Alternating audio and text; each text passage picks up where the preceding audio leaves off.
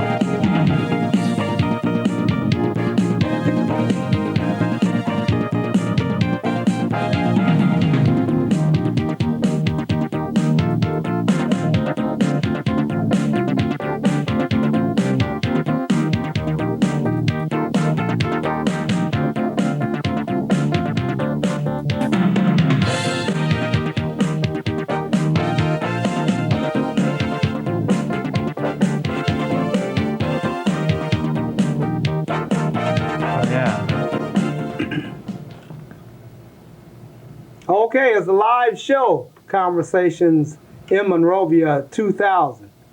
You know, I'm the type of guy that always like to glean through the newspapers and come up with some very interesting articles. Don't hesitate to sit back and enjoy this one. I know it's rather warm, so don't change the channel now. Stay locked in on 3, you know?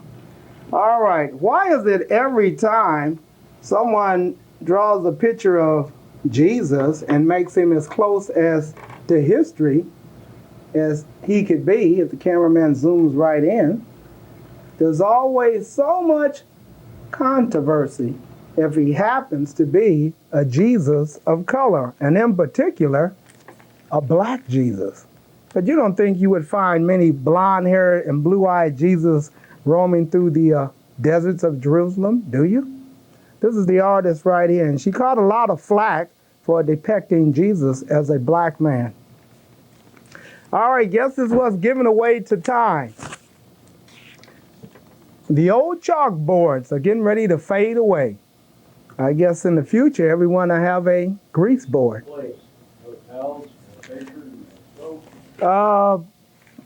Candidates for political office, a choice that we have running for president. We know about the Tin Man, the Lion, and now we have, who else is missing on the Wizard of Oz? It was the Lion, the Tin Man, and someone else. But now we have 3 choices. Not really a lot to get happy about, right? This I found quite interesting, and that was back on January 7th. Colin Powell, former chief of staff, stated that Al Gore should not play the race card. And then we fast forward on June 25th, former Powell says Republicans is not the black guy's party. Makes you wonder what's going on in politics. Okay, what does a former president look at on the internet? Makes you wonder, huh? A little bit of in my life. Hey, number 1 sport is now what? Is it baseball or is it wrestling? Very interesting article on what young people really enjoy watching now. All right, this guy here, Mike Tyson, he's an animal. He's got major problems. And you know what? He needs some help. Somebody needs to reach out there and give him a little help. All right, Monday Night Football is going to have a new face.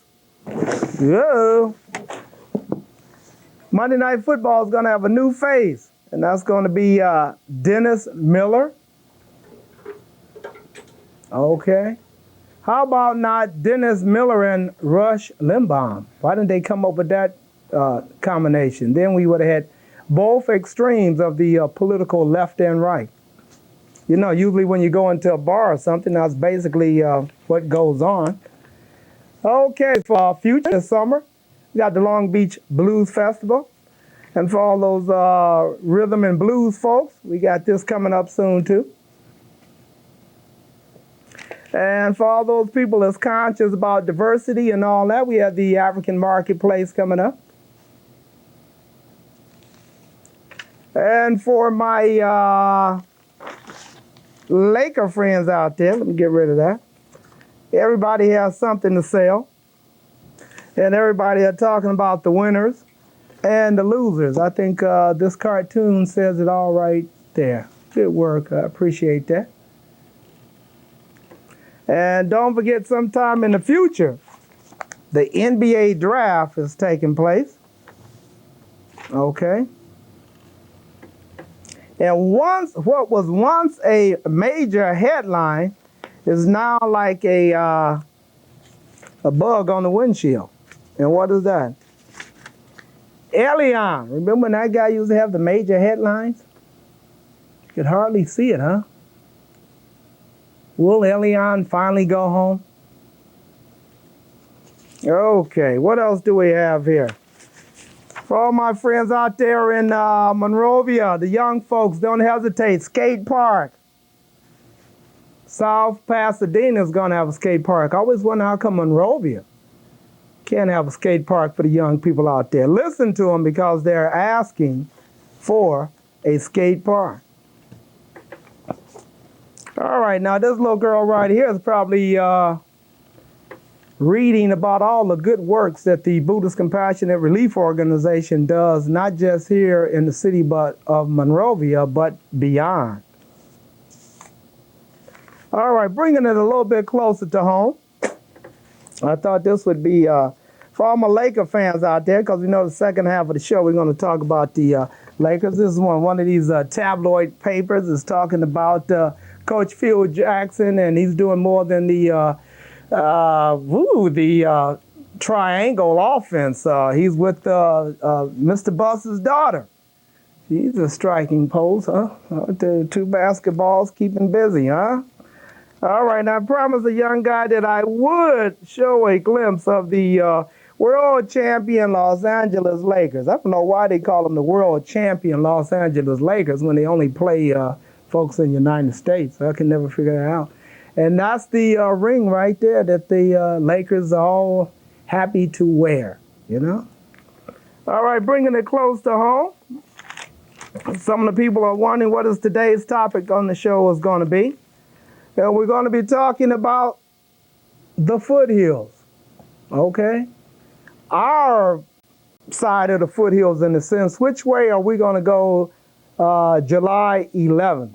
That's right, Monrovians. We will control the fate of what goes up on the foothills. Will it be an eyesore that people will talk about for years to come?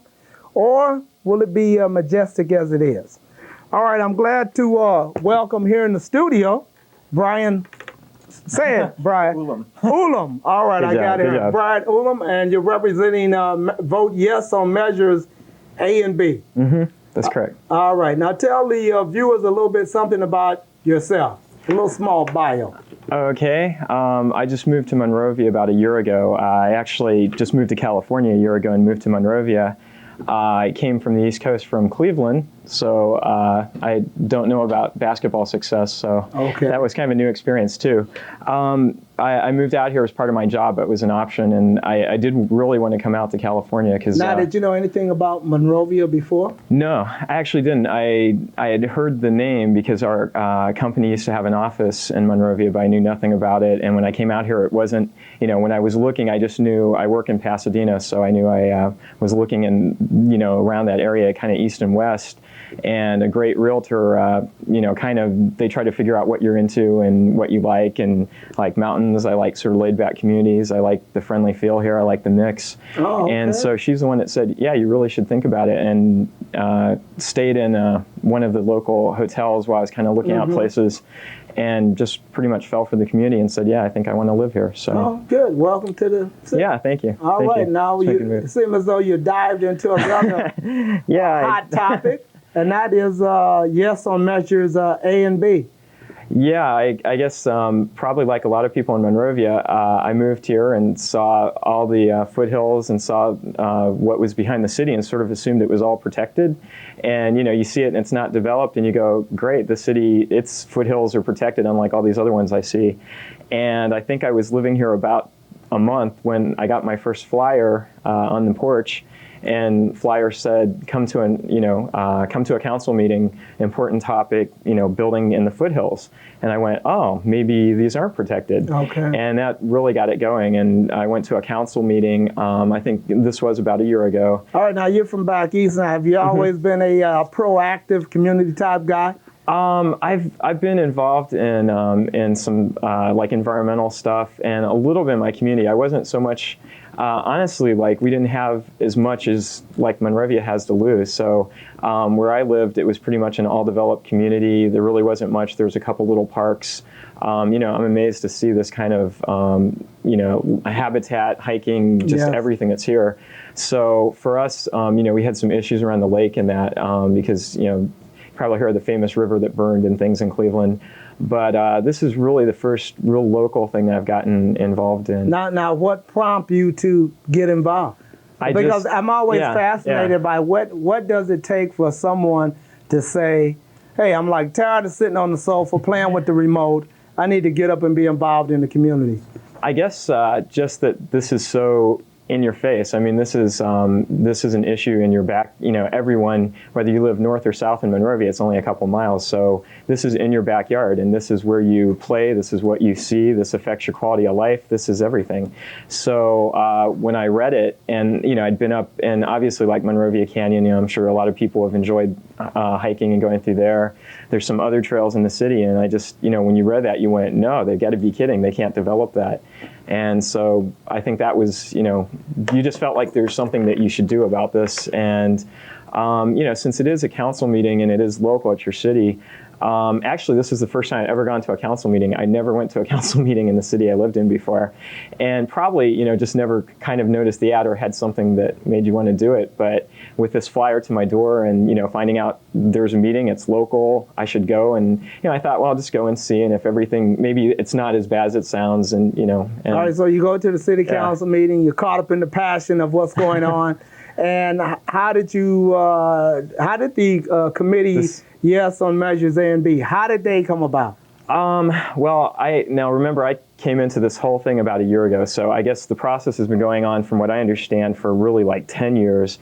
There was a whole hillside advisory committee. They got together. They were trying to plan for all the private owners along the hillside how to develop that land. And I think most people in Monrovia probably didn't know that, and I wasn't here. I didn't know that. But what happened was about a year ago, I guess it came out in council meetings as, okay, here's the plan, and here's what's going to happen. And when that happened, that was about the time I got involved and found out through the flyer. Are you saying that some of the homeowners maybe were caught off guard?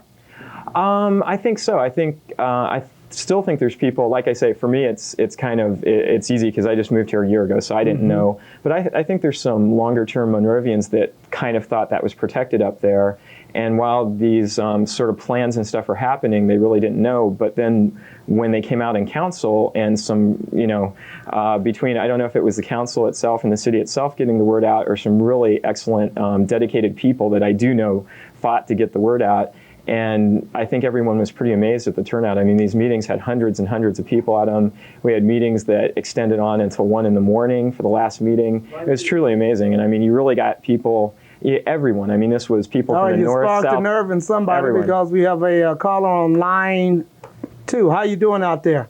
Doing just fine. How are you? All right. Any thoughts or comments or statements you would like to make? Yes, I have a question for Brian. There's been a lot of talk of buying this open land up here, to conserve our open space. Are there any specific plans as to how they would use this? Would this be a park, or is this going to be, just left in its natural state? Or, what do you see in the future? Yeah, no, good question. Basically, if you look at, hopefully, if you're a registered voter here, you should have received or really soon receive a ballot. The ballot has 2 measures on it, just A and B. That's the only 2 things we're voting on this July 11th.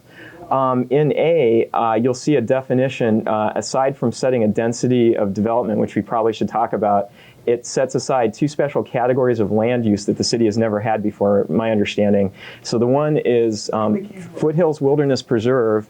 The other one is Foothills Recreation. So basically, Foothills Wilderness Preserve is defined in that ballot, so you can dig in there and try to dig through all the mumbo jumbo, but the bottom line is Foothills Wildlife Preserve is land that can't be developed for housing.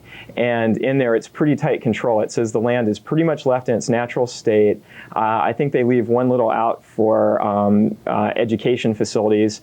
And basically, the land's left alone, and the only thing in it is maintenance for safety issues. So if you had a fire road. Now let me ask the caller a question. Yes? Have you gone to City Hall to pick up any information? Well, I've attended most of the Hillside meetings, and I live right next door to this proposed development or open space area.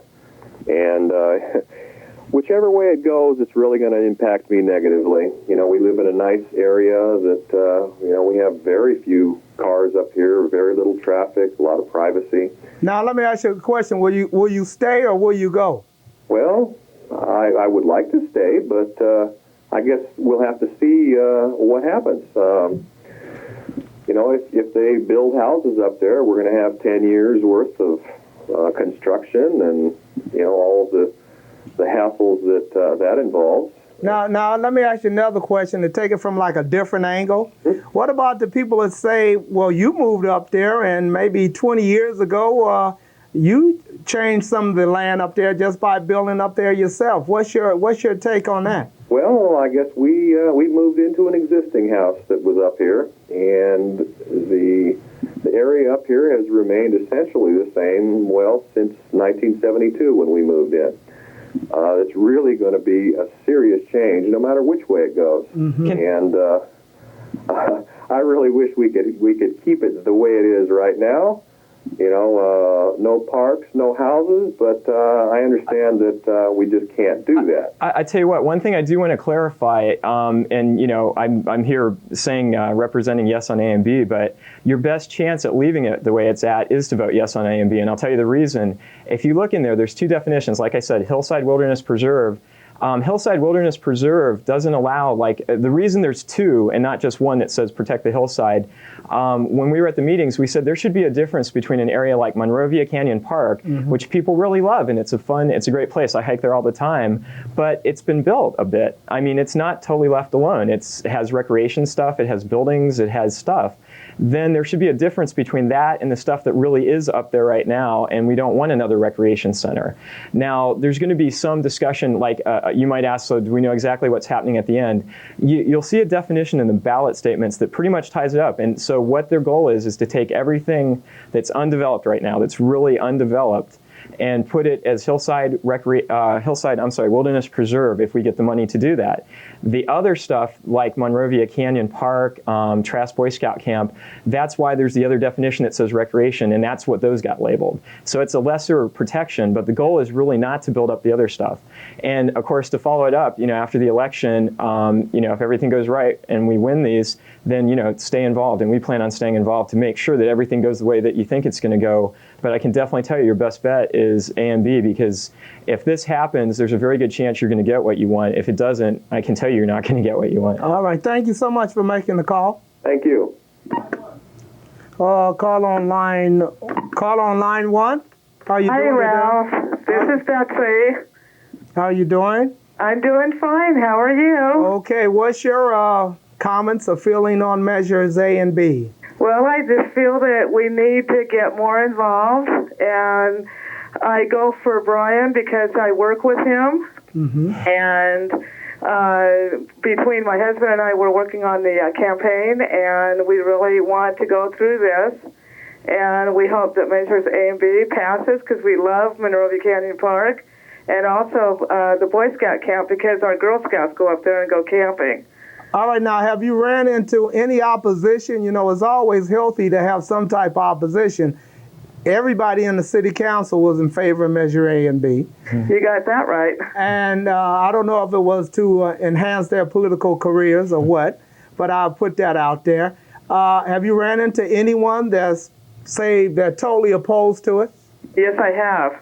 And what was their spin, and any particular reason why? Maybe they'll call in. They just feel that, measures A and B will, isn't quite their ball game. But for Monrovia, I've been in Monrovia for a long time and just celebrated our 24th wedding anniversary last Monday on the same night that the Lakers won. Good. So, second half of the show. Monrovia, and I just hope Monrovia Canyon Park stays the way it is. All right, thank you for making the call. Thank you, Ralph, and I hope to see you soon. All right. Okay, thank you. All right, you said there's I'll use the term proposition in there that says there may be no disturbing natural setting versus then having something like Canyon Park? Yeah, I think the difference, if you look on the difference between wilderness, it's Foothills Wilderness Preserve is the one designation. These are both in A, and measures A, so if anyone's looking in their book. And B is Foothills Recreation. The recreation one says you can build some you can have some recreation facilities. And the only thing that's been labeled that right now is the stuff that has recreation facilities. So it was kind of created to cover Trask and Monrovia Canyon. The other stuff, and what it says in the definition, if you read, is that the things that are undeveloped, the goal is to put them in that other category where they can't have that type of stuff built. All right, now who determines which category does everything go into?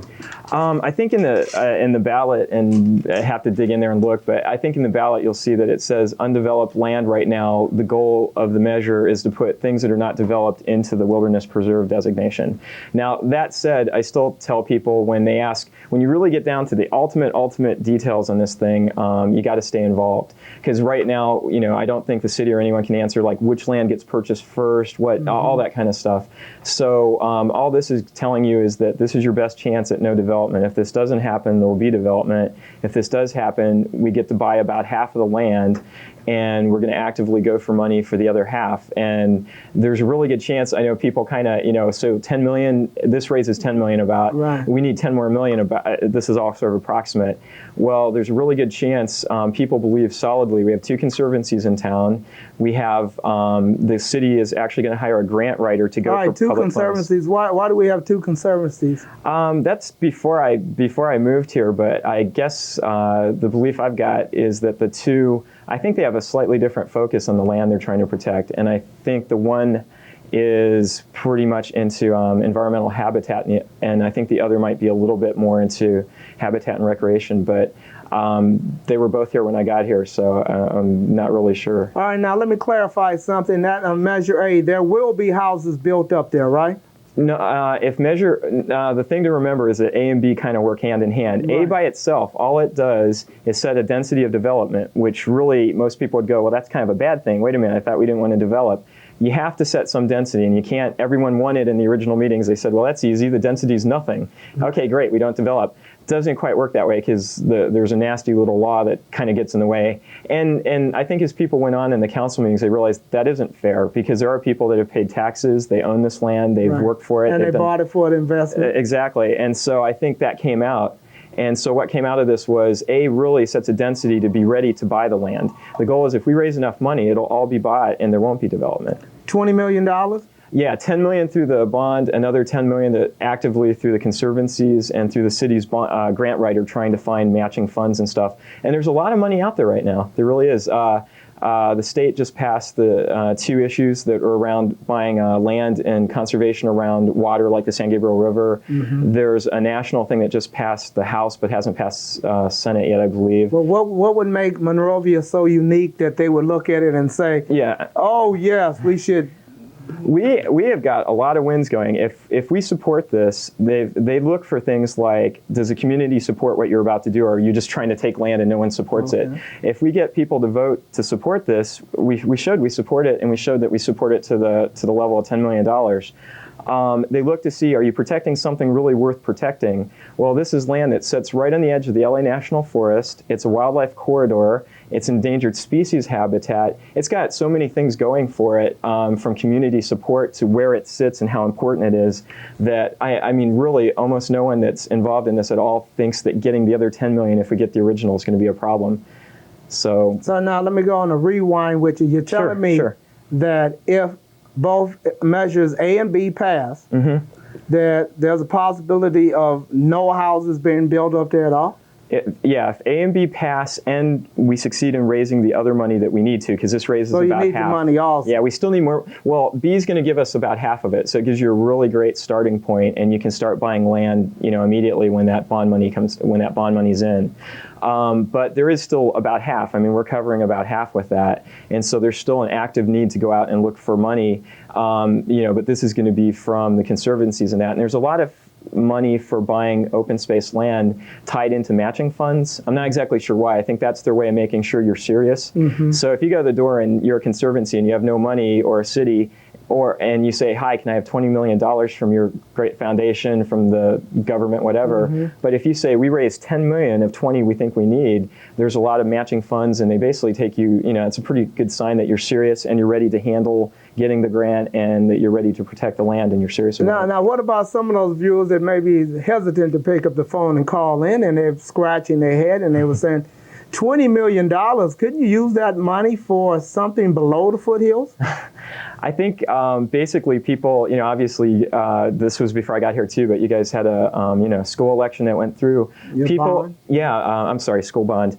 It's people's vote to basically come up with and decide when is it worth it. Nobody wants to pay more taxes. It's never a popular thing. But I think the thing that's really unpopular is paying more taxes for something you don't believe in. When it really comes down to it, like the school, you got people that said, you know what, that's worth supporting. And the question on this is, is it really worth supporting to people? And we're hearing, we do a table every Friday night at the Monrovia Festival, so people may have seen me there. I'm there almost every Friday the last couple of months.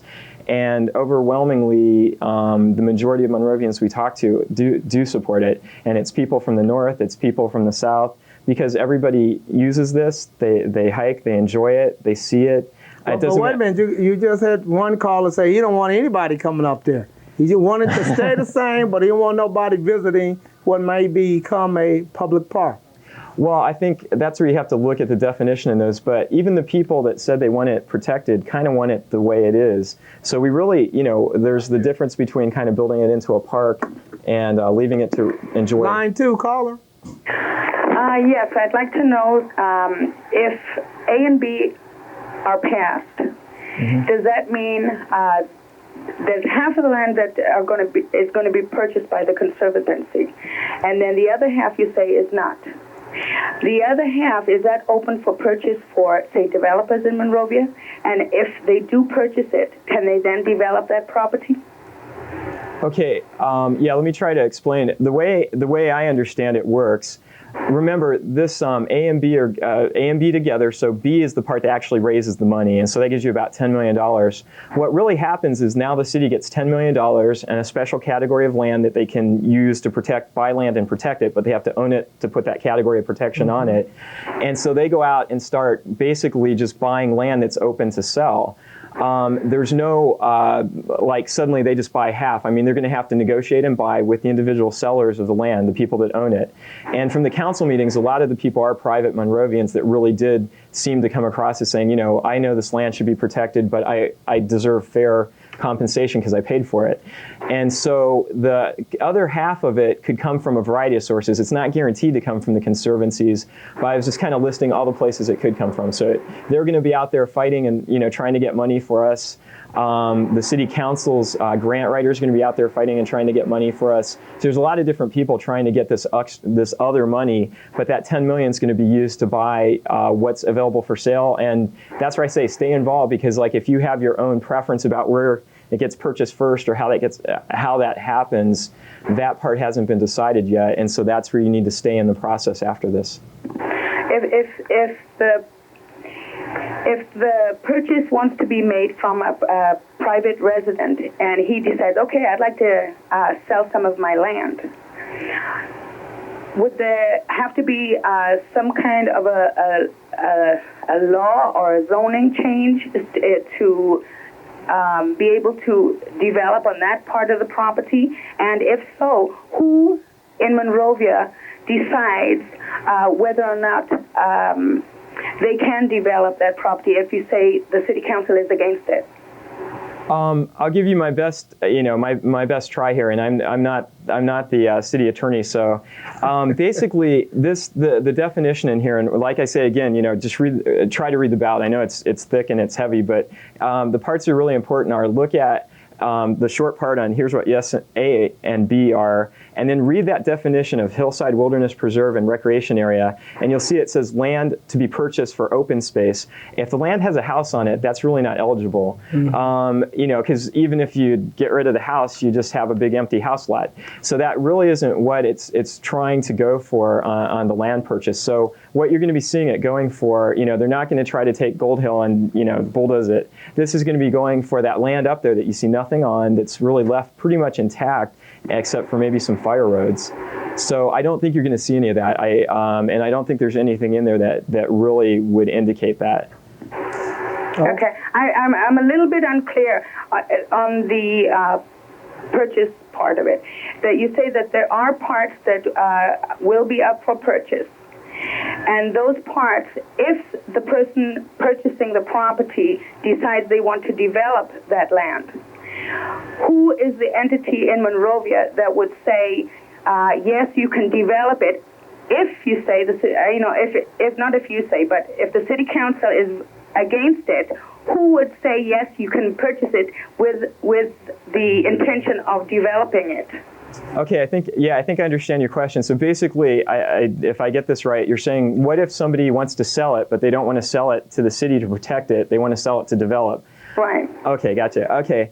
Basically, this raises the money, puts this category to protect it, but it doesn't force a landowner to do anything they don't want to do. Now, but I will tell you what it does do. There's a couple things it controls them on. Remember, there's still the density setting, and that density thing is just like how many houses they can build. And you'll see that there's a map in there, and it kind of shows based on what the city thought it could defend legally. There's based on environmental issues, based on topography, all kinds of things. So there's a density that they're controlled to. Then beyond that, we were told that each plan, like when they come in and say they want to build a house, they have to present, and basically there's hearings on that. And I can tell you that there's a whole group of people I know that are going to be, if that happens, they're going to be really watching those plans and making sure that wherever you build, if there's endangered species habitat, all the things that control development today for everyone are really enforced. So it's not the easiest area to develop. It's tough from the hillside perspective that it's not flat land. I mean, this is right on the hillside. Now, is that fair to the property owners up there? I think it is, and I'll tell you the reason. This stuff has gone on. People know there was a property owner in one of the meetings that said, "Hey, we knew when we bought this isn't easy to develop. We know there's habitat up there. There's all this stuff. If you buy in the middle of the city and you see a square lot, you sort of think this isn't going to be bad." Knowing there's endangered species, knowing there's water acts and all kinds of things, when you buy up there, I don't think you're too surprised that this isn't just pave it and build. But at the same time, to be fair to them, they do deserve something for it. You don't just take their land. So that's why this A and B seems like a fair balance. You get a few people that have said, the density's too high, and that's the people that didn't want it developed. You get the developer, or the owners rather, saying density's too low. So since they're both going too high, too low, you kind of feel they probably got a compromise in there somewhere. And basically, the fair part is to pay them as if it were being developed, but not to, because that's what we want. All right. Well, then I hope you succeed. Okay, thanks a lot. Now, the largest landowner up there is Mr. Miller? That's what I believe. Okay. Yeah. Now, has he agreed to sell his land? He actually made some pretty encouraging statements. They didn't have all the details to make them as meaningful as you would hope, but in the last council meeting, he made some propositions to the city about working creatively with them, like realizing that all these meetings were just people pouring out saying don't develop. Right, I mean, if you went to them, they're just hundreds of people over and over again. So at the last meeting, he said that he's anxious to work with the city, and that he's really he had creative payment plans and multi deals about paying it off in 20 years and all that kind of stuff. I think the amount was missing, which would have made it really mean a lot. But however, it was a great first step, and I think it shows that he's active to work with the community on it. All right, call on line 2. Hey, how you doing? I was just wondering. So when this raises that $10 million to buy the land, what if, say, some of the landowners, is there some landowners that just don't want to sell their land at all? And is this forcing them to sell? Yeah, like I said, best of my knowledge, no. I mean, this thing really is raising money that says it's being raised to buy open space, and it's separately setting densities for development up there if it did happen, and to help set the price to buy it. And it's setting aside those two categories to preserve it as recreation or wilderness. Nothing forces them to sell. If they don't want to sell at all, they don't sell at all. If they want to sell to developers, then they're back in the loop of the city having, or us having input into, they're going to build, there's going to be hearings, here's what they propose, and there's going to be environmental impact statements and all that. So really it's up to them. I think a lot of them in council seem to indicate that they would be pretty willing to sell, and especially the Monrovia ones, I think they really kind of felt, part of the community, and you got to feel that they would be pretty much as happy seeing it protected and set aside. But I mean, I can't swear that's everyone, and it's still an option. I mean, they have to agree to sell, and then you buy. So there's no forcing. Now, what happens, say, if, because there are two different measures, right, on the ballot. Right. What if one passes but the other doesn't? What happens then? I guess we'll take it one by one. This is interesting. Let's see, if A passed, okay, so A just sets aside some nice categories of land preservation, and it sets this density, and say B doesn't, and B's the one with the money, the actual tax that raises the 10 million. Well, basically what you have is two land uses that everyone wants to use, except you don't own the land, so you can't put it on them, so it doesn't really mean a whole lot. So the only thing you really got out of it then was a density, kind of saying how many houses could go up there. Which we already know anyway. Right, and actually the council voted on the stuff that's in A. What A is really about is getting us to lock it in. So the next council can't change its mind and go, let's build more, or let's change the definition of wilderness. So they already voted on this in a meeting and passed the stuff in A, but now it's changeable by a council. Once the voters lock it in, then we've locked it in unless other voters change it. Then we can determine which way it goes. Right, well, we've locked it in so that the definitions, the way it was, which is, what's in there, the wilderness preserve, the density can't go any higher. It can go lower because of these issues about environmental impact statements and all that kind of stuff.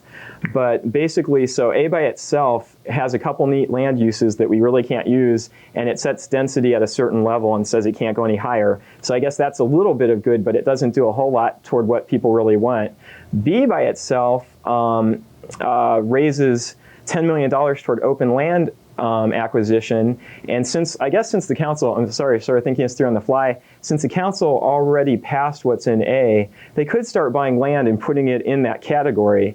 The thing that would scare me about it, and the reason I would want you to vote on both, is that then the next council could go, we kind of changed our mind. I think Wilderness Preserve is Walmart with 2 trees on it. Whatever. So the goal is to really take it out of the council, because I think this council's kind of shown, some courage, or, for whatever reasons at the end here, it's been pretty much left up to us, the voters. So I don't want to take that chance again and put it back in council and let them change their mind. Isn't that a lot healthier for it to be left in the hands of the voters rather than government? Yes, yeah, so that's what you're doing with A. If you don't, then it's left in the hands of council, who can change their mind with the next group of council. So what if B doesn't pass? What if B doesn't make it and everybody voted for A? If B doesn't make it, then basically you don't have the money to buy the land. And so then you're still back to what I said. You're back to the conservancies fighting to try to get money. You've got probably some eminent development. There's some developers I kind of get the feel waiting to see what happens here. So you're going to have them pushing ahead to develop, us with no money to buy the land to stop it. And meanwhile, there's going to be people scurrying to try to raise some extra money, going, hi, we don't have any, but we'd like $20 million. So, I mean, there's a chance that some land, I think, would still be saved, but it would be pretty grim, and you would see development start right away, is my belief. All right, Carla, let me ask you a question. Are you there? Yeah, I'm still here. All right, what's your take on it? If you had to vote tomorrow, which way would you go? I'd probably vote yes on both of them. Okay. Have you spoke to anyone that says, it's all foolishness, I don't want to deal with it at all? I'm voting no on both. Have you ran across that? I ran across people that say it's foolish, and that that they tell me that, well, these people pay their hard-earned money and they should do whatever they want to do with their land, because that's what they wanted. They bought the land. I mean, I had people tell me that people were there before them. The house is lower. Who was there when they were building their houses to say, don't build it? You know what I'm saying? Right, I got you. It's almost like an ego thing. I don't want anybody spoiling my view, but I came up and I spoiled somebody else's view. Yeah. Same page? Yeah, that's what I've been hearing from different people. All right, any more questions? That's all. Thanks. All right, thank you for making the call. All right. Now, if you're saying from one end of Monrovia to the other end, everybody's like yes on measure A and B, or pretty close. Pretty much. We're getting. How do you convince somebody like on Los Angeles Street that upping their taxes is a good thing to do for the benefit of all Monrovia, and they may not even make it up to one of those parks? I guess if you're somebody that I think, so there was some question about you see it from your place, and so sure everyone north of Foothill or Hillcrest or something supports it. I live just north of Foothill, below Hillcrest. I can't see the mountains from my house. I see my neighbor's roof from my house. I think this issue's kind of gone beyond that because people have seen it from everything from they don't want the traffic pouring down through the city. There's people that don't want it, they don't, for their kids' safety, playing on the streets kind of stuff. The fire risk up there if you build extra homes. If you look, we have a flyer that we put out, and we have people supporting us from the Apartment Owners Association to the fire chief to pretty much everyone. And it's because there's so many different issues, and really none of them, this makes sense to help so many things, but there's really, the only reason to develop it's to make money. Caller on line one. Hi, I'm curious as to just how much this ballot measure, both A and B, are going to affect our taxes as homeowners.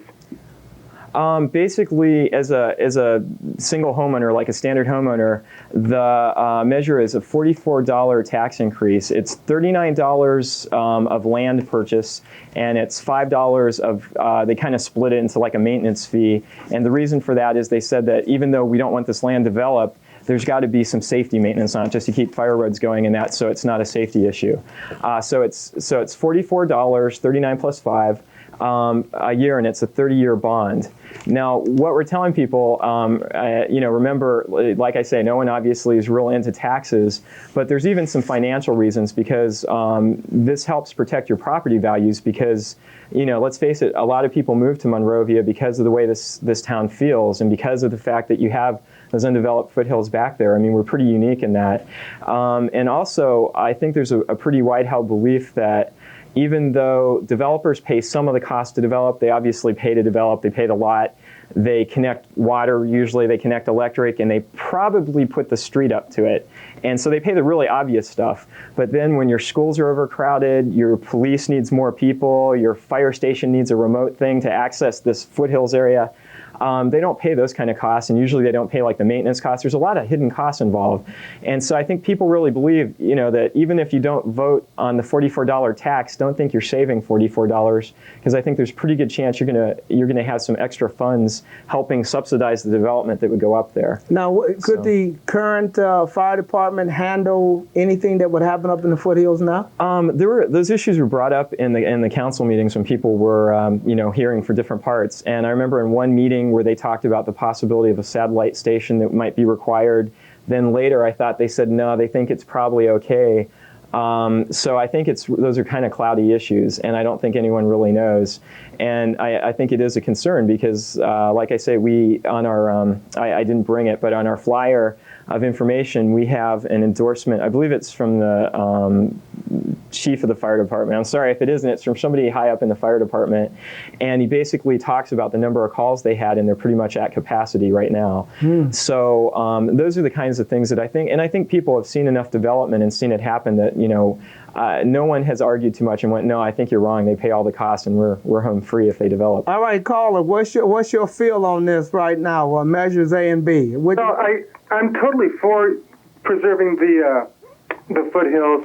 I'm just concerned about the funds collected over and over again through different bond measures. Through when the school needs money, they have another bond measure, and it goes on the homeowners and renters that live in this community. They don't pay these taxes. It's the homeowners that are paying the price for to buy these foothills. Well, I take exception to that. I think landlords would go up on the rent. There would be an increase across the board, all the way around.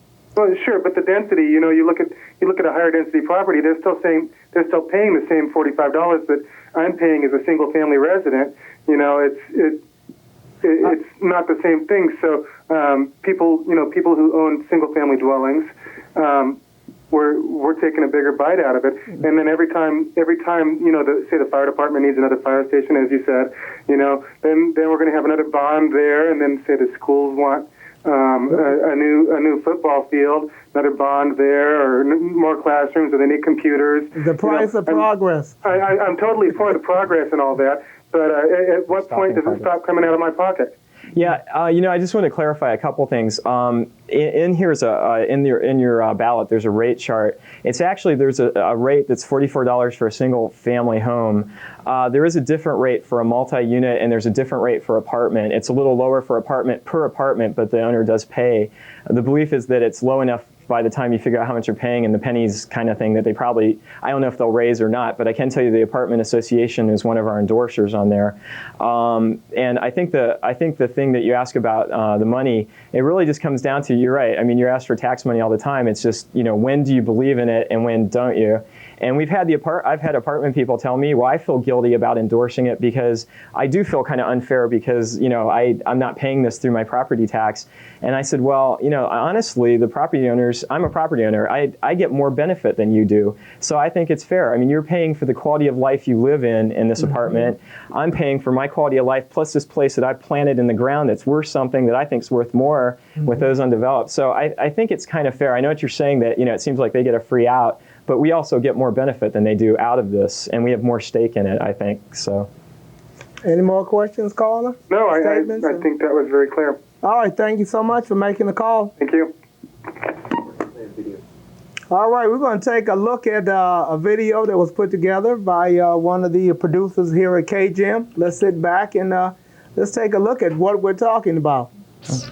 City officials have worked hard to redevelop the economic infrastructure of Monrovia. Small businesses have sprouted up all over and are thriving. Major corporations have found a strong consumer base as well. Monrovia has been distinguished as an all-America city and has attracted many a curious visitor. Residents appreciate the progress their town has made, but many feel the hills of untouched land are Monrovia's greatest asset. The freshwater streams up here contribute to the drinking water for the community and the San Gabriel Valley. Wildlife abounds. Coyotes, foxes, bobcats, deer, hawks, eagles, raccoons, and even black bears. Residents never quite know who might be stopping by for an afternoon snack or an evening dip in the pool. In Monrovia, appreciation for nature has always gone hand in hand with a practical need for economic growth. But recently, this delicate balance was put in jeopardy.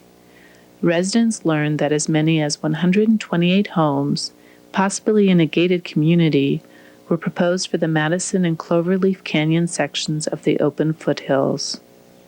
Monrovians took it upon themselves to find out more about this proposed housing development and how it would impact their environment. They discovered that traffic would increase by 300% on some of the access roads leading to and from the new homes. Many wondered how their neighborhood would handle such congestion. Residents also accepted the offer by city staff to tour the proposed development site. As they hiked through these beautiful mountains, Monrovians were overwhelmed. They resolved to do everything in their power to save this open space. This is one of the last undisturbed foothill areas in the San Gabriel Valley, in fact, in the entire Los Angeles basin.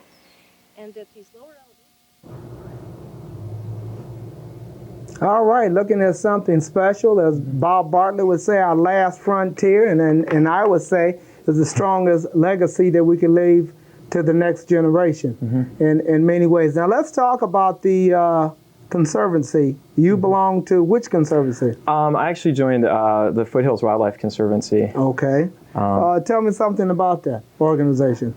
Basically, it's the Conservancy is looking to kind of model the same thing that this ballot's happening, as far as it's the same thing about fairness in you buy land. If you want to have the right to do something with land, in this case, leave it alone as habitat and leave it alone for undeveloped, you have to buy it.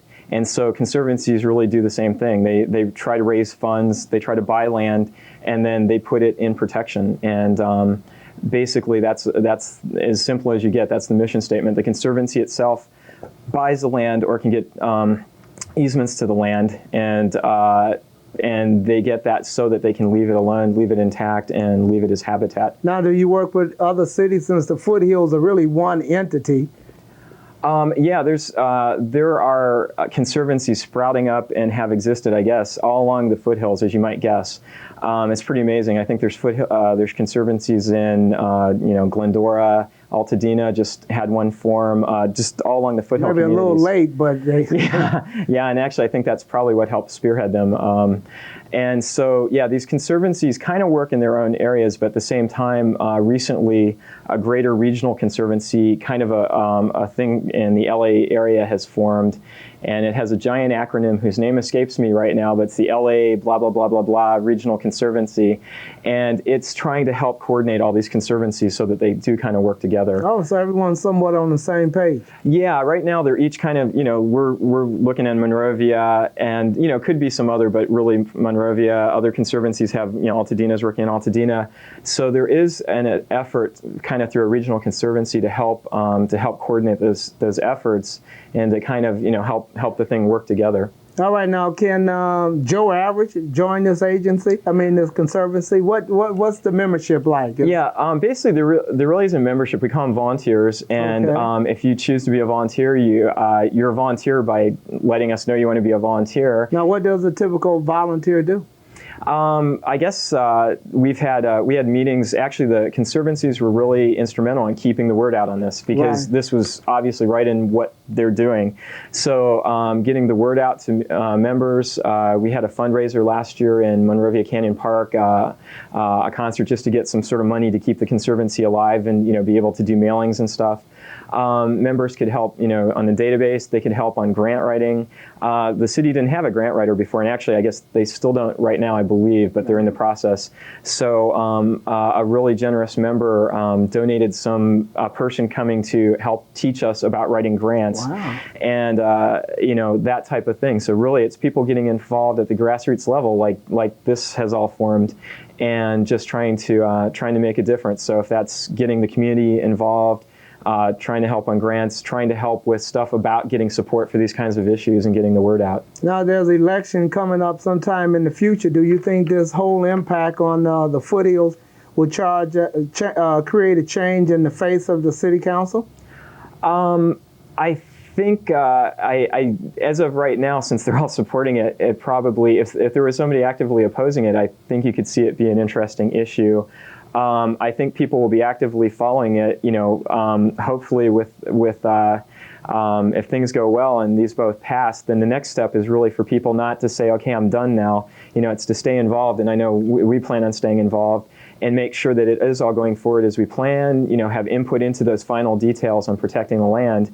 And, if somebody did something then, I think it could be, probably could be a career-limiting move. So this is